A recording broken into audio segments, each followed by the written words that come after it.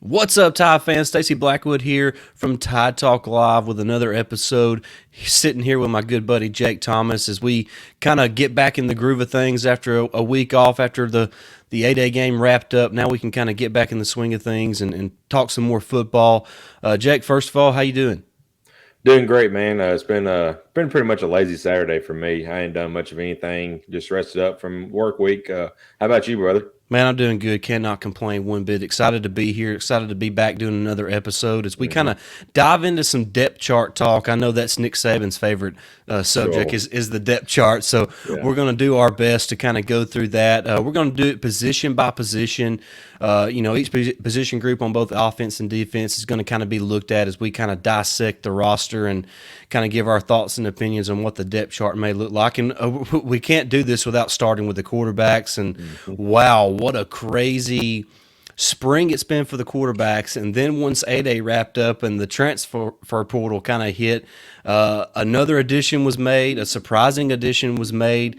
And so that just kind of adds fuel to the fire of the quarterback competition there in Tuscaloosa. And I think it's going to be really fun to kind of look at this, Jake, and kind of project our depth charts. And I don't know what yours is going to look like, and you don't know what mine's going to look like, but we're going to kind of talk through this and walk through this together and give everybody our thoughts and opinions on that. But before we do that, as always, make sure you hit that notification bell. Make sure you like this video. Make sure you subscribe to the channel.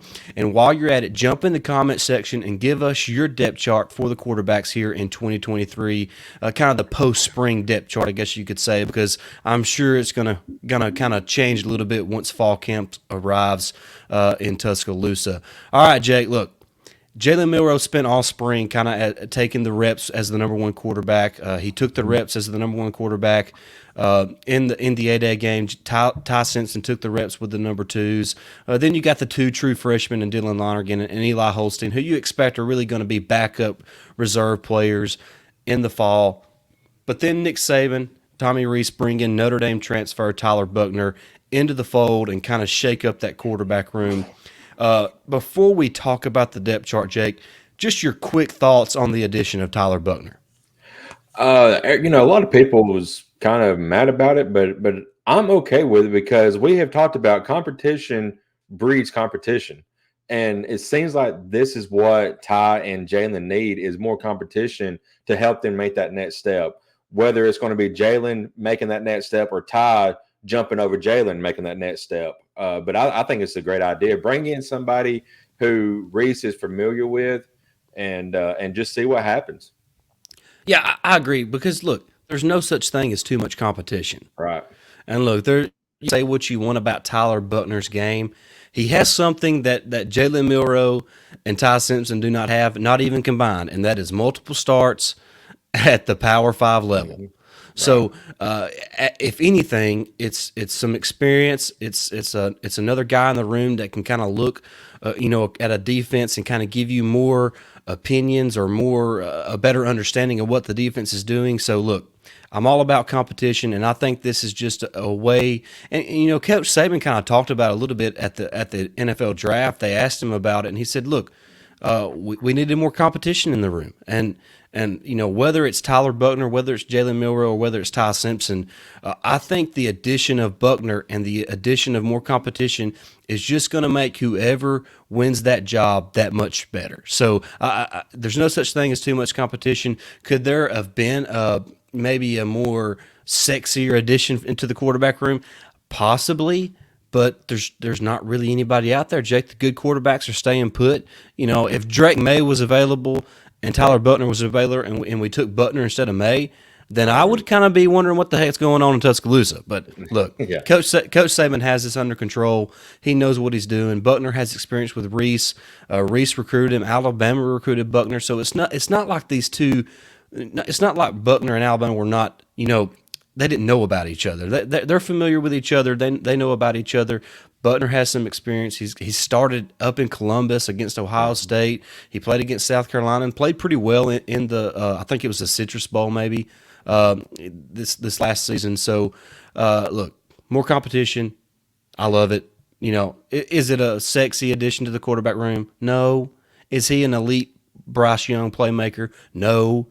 but that doesn't mean that we're not going to have a successful quarterback room in 2023. So that's kind of our thoughts real quick on the addition of Tyler Buchner. All right, Jake, let's kind of look at this at the depth chart. This is just post spring. This is not who we think is going to start for sure on September 2nd against Middle Tennessee State. This is at this particular moment, May the 6th, of who we think QB1 is, QB2, QB3, and so forth are at the moment. So, Jake, I'll start with you. Who do you think at the moment is quarterback one for Alabama? I think it's still with a slim lead, Jalen Milroe, and then it's Ty, and then Butner coming in be QB3. And then, of course, Lonergan and Holstein round out the top five for me. Yeah, I'm right there with you, Jake. I think Milroe, there's a reason he took the snaps with the first team during A-Day.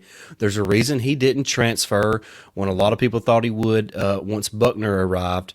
And not that it's still not a possibility. There's still a possibility, somebody transfers out.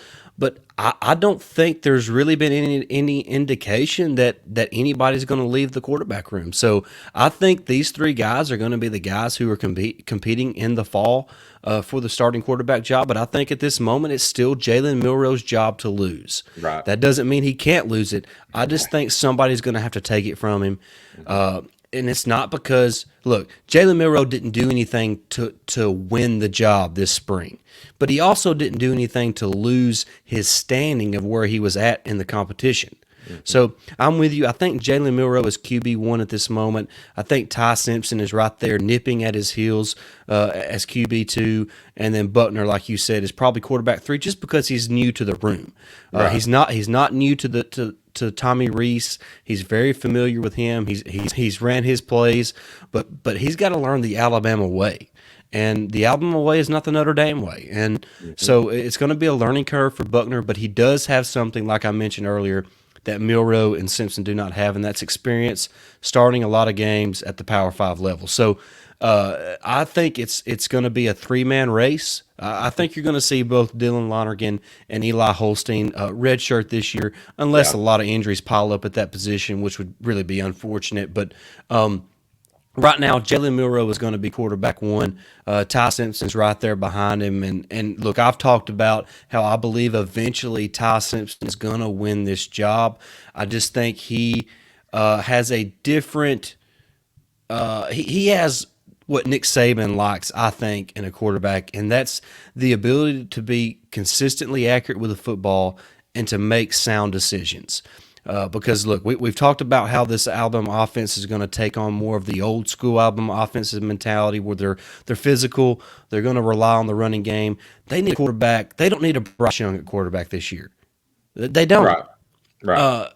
They need somebody that's going to take care of the football and distribute the ball to the playmakers, both out of the backfield and out wide to the receivers and the tight ends. So I think in the end, Ty Simpson is going to prove to be the guy who can do that more consistently than the rest.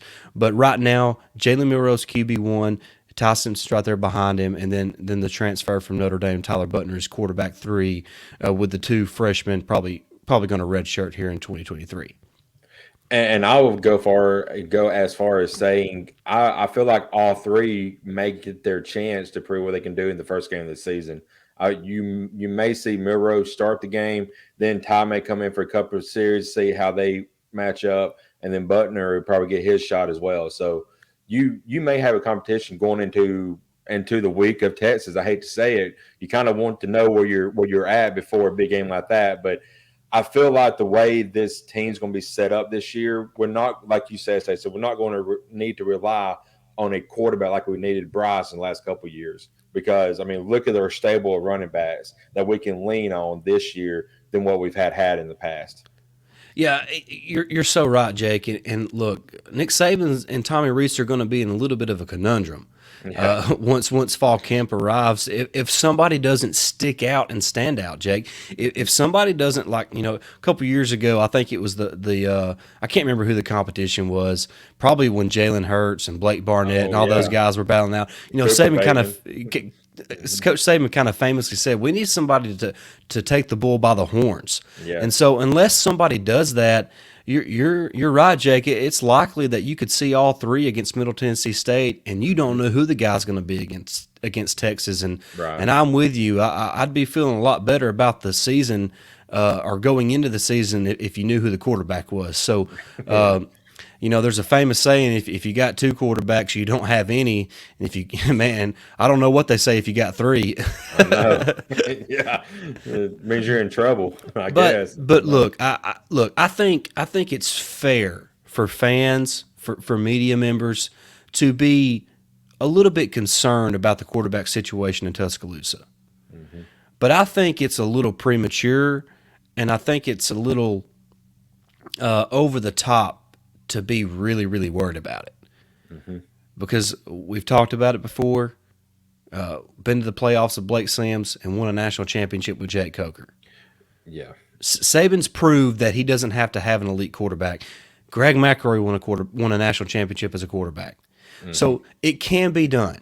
You don't have to be elite there, but you better be elite everywhere else on the offensive side of the football. And I think it's fair to say that Alabama, if they're not elite, they're right there at it. Yeah. Across the other 10 positions on the field. Yeah, you're 100% correct. And I saw a little post the other day on Twitter that's completely true. The last time Alabama, they said, the media said Alabama had a mid quarterback room. It highlighted Blake Sims and Jake Coker. Both of them threw for over 3,000 yards. And like you said, Blake Sims won an SEC championship game and got us to the college football playoff, and Jake Coker won a national championship. So as long as Saban is down in Tuscaloosa, I ain't worried about one thing. I may sound like a homer, and I guess I am, but I mean, he's proven to be the greatest of the great. Look, I'm going off the evidence. Right. The only evidence we have is that Nick Saban gets it done. Right. 100%. So, I mean, I think we talked about this a lot. I think we talk about it every offseason because it seems like every offseason, all the media members, and not all, a lot of the media members and a lot of the SEC fan bases say, this is the year Alabama falls off. Look, I guess you could kind of say they did last year when they lost 2 games on the road on the final play. I guess they fell off.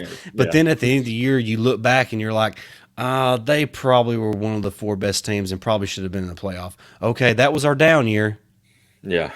So, look, the proof is in the pudding. Nick Saban gets it done. He's got an answer. And I'm going that's the bet I'm taking. The smart bet is to bet on Nick Saban, that he figures it out regardless of who the quarterback is. He finds a way to get – look, they've won 10 games, 15 years in a row? Right. Yeah. I mean, my money's on Saban. And all these I see the tweets from other fan bases that we have to play this year. Keep talking. That's all I got to say. Just keep talking. Please. Because, Saban loves bulletin board material. And if he needs any kind of motivation to get all these guys ready for this upcoming year, you're giving it to him. So please, just keep talking. No doubt. No doubt. All right, that's going to wrap up our post-spring quarterback depth chart projections. Both Jake and myself believe that right now Milroe is still kind of the guy to beat, but it's going to be close between him and Simpson and Buchner. So it's going to be a lot of fun to kind of see how that plays out once fall camp arrives, and we cannot wait for that to happen. And it will be here before you know it, friends. The summer flies by, and I can't wait for fall camp to start in August. But thank you so much for watching. Make sure you like, share, and subscribe today, and jump in the comments and give us your depth chart projections post-spring. Not who you think it's going to be eventually, but how you think the depth chart looks at this specific moment. We look forward to kind of interacting with you there in the comment section, but cannot wait to dive back into some more depth chart talk here this summer or this off season. So make sure you're subscribed to the channel so you don't miss any of that content. Jake, cannot wait to get back on here again. We'll talk real soon, and until next time, roll tide. Roll tide.